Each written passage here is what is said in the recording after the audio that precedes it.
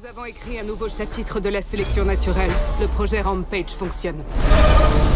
Une autre de vos petites expériences est en train de se balader. Comment ça, une autre?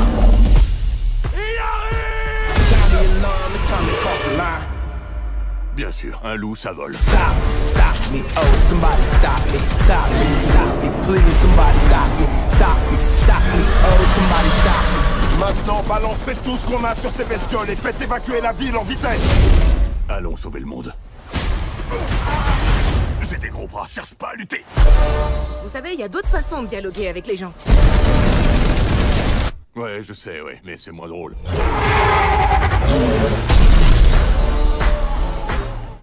On va dire que le film est bien, il est simple et plus captivant. Par contre, j'ai deux objections par rapport aux acteurs principaux. Bon, The Rock qui fait du The Rock comme d'habitude, il s'enferme beaucoup dans ce genre de film-là. C'est le même rôle qu'il nous a servi dans Jumanji plus récemment. On va le retrouver bientôt dans Skycrapper, je crois. C'est le même type de rôle. Il va jouer soit un primatologue ou peut-être un type comme ça, mais qui a un passé dans l'armée. C'est toujours pareil. C'est les réalisateurs ou les producteurs mis sur la sécurité. Parce qu'on sait que dans ce genre de rôle-là, il est plus crédible et puis ça attire les téléspectateurs. Par contre, il y a un Jeffrey Dean Morgan dans le film. J'ai l'impression qu'il est un peu trop duré sur le tournage de Walking Dead parce qu'il nous faisait du Negan. C'est exactement les mêmes mimiques qu'il faisait dans The Walking Dead, les mêmes gestuels, tout ça. Puis il y a aussi les deux geeks qui jouaient le rôle des directeurs d'une boîte de génétique. Honnêtement, c'était pas très crédible. Il n'était pas crédible dans le rôle en fait. Dans le scénario, il n'y a aucun souci avec le scénario. Bien réalisé, bien écrit, bien réalisé.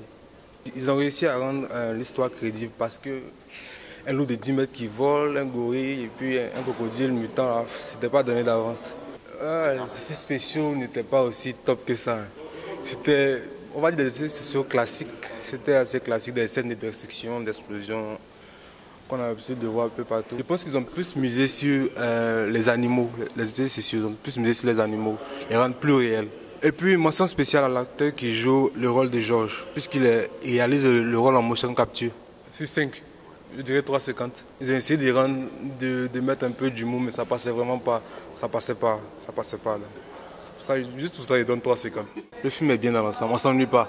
Ça démarre vite et puis on nous plonge directement dans l'action.